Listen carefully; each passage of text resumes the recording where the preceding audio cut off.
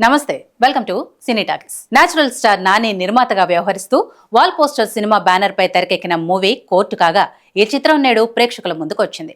శివాజీ, రోహిణి, హర్ష రోషన్, శ్రీదేవి ఆపల్ల, సాయి కుమార్, ప్రియదర్శి, హర్షవర్ధన్ ఇందులో ప్రధాన తారాగణం. ఈ మూవీ ప్రమోషన్ లో భాగంగా ఈ చిత్ర నిర్మాత నాని ప్రేక్షకులకు ఒక ఛాలెంజ్ విసిరి ఈ చిత్రంపై ఆసక్తి రేకెత్తించాడు.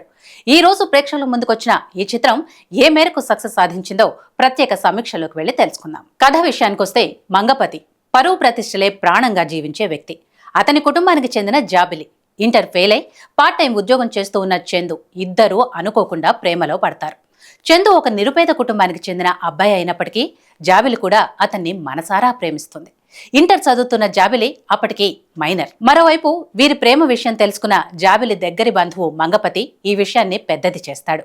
ఈ క్రమంలో జరిగిన కొన్ని నాటకీయ పరిణామాల నేపథ్యంలో చందుపై పోక్సోతో పాటు మరికొన్ని సెక్షన్ల కింద కేసులు బనాయించి చందుని ఇరకాటంలో పెడతాడు మంగపతి.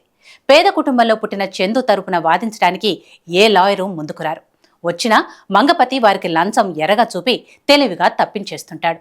ఇలాంటి విపత్కర పరిస్థితిలో చందుపై మోపబడ్డ పోక్సో కేసును జూనియర్ లాయర్ సూర్యతేజ సవాల్గా తీసుకుని వాదిస్తాడు. మరి చందును నిర్దోషిగా నిరూపించడానికి లాయర్ సూర్యతేజ ఏం చేశాడు, ఎలాంటి వాదన చేశాడు, ఈ క్రమంలో అతనికి ఎదురైన సమస్యలేంటి అన్నది మిగిలిన కథ.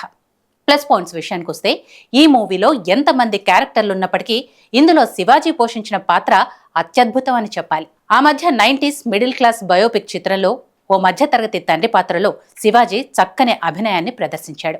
అందుకు భిన్నంగా ఈ కోర్టు చిత్రంలో నెగటివ్ షేడ్స్ ఉన్న పాత్రలో మంచి ఎక్స్ప్రెషన్స్ పండిస్తూ అదరగొట్టేశాడు. ఇందులో మరో లాయర్ పాత్రలో నటించిన సాయి కుమార్ నాని నటించిన సరిపోతా శనివారం చిత్రం తర్వాత మళ్లీ కోర్టు చిత్రంతో ప్రేక్షకుల్ని ఎంతగానో ఆకట్టుకున్నాడు.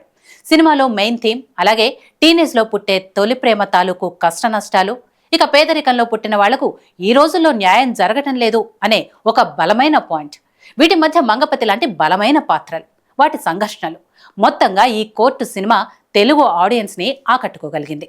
ఇక ఈ సినిమాకు ప్రధాన బలం శివాజీ నటించిన సన్నివేశాలు, ఉప్పెన చిత్రంలో విజయ్ సేతుపతిని గుర్తు చేస్తాయి.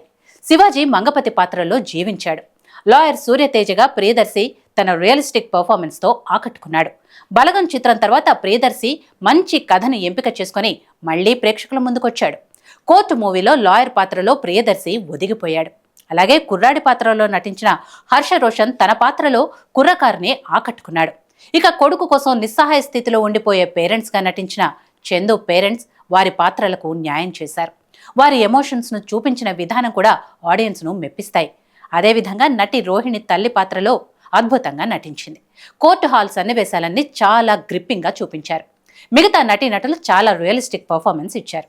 ముఖ్యంగా దర్శకుడు రామ్ జగదీష్ రాసుకున్న కోర్టు సన్నివేశాలు, అందులో పండిన ఎమోషన్స్ చాలా బాగున్నాయి. ఈ మూవీని సింపుల్ గా చాలా సిన్సియర్ గా తెరకెక్కించాడు దర్శకుడు. ముఖ్యంగా రెండు కుటుంబాల మధ్య సెంటిమెంట్ చాలా పండింది. అలాగే టీనేజ్ ప్రేమను దృష్టిలో పెట్టుకుని ఈ చిత్రాన్ని దర్శకుడు చాలా బాగా తెరకెక్కించాడు. ప్రేమ సన్నివేశాలు కూడా మెప్పిస్తాయి. శివాజీ టైమింగ్ కూడా సినిమాకు బాగా ప్లస్ అయింది. ఇక మైనస్ పాయింట్స్ విషయానికి వస్తే ఈ కోర్టు నేపథ్యంలో తెరకెక్కే చిత్రాల్లో ఎన్నో ఎమోషన్స్ ఉంటున్నప్పటికీ కొన్ని సన్నివేశాలు స్లోగా సాగుతాయి.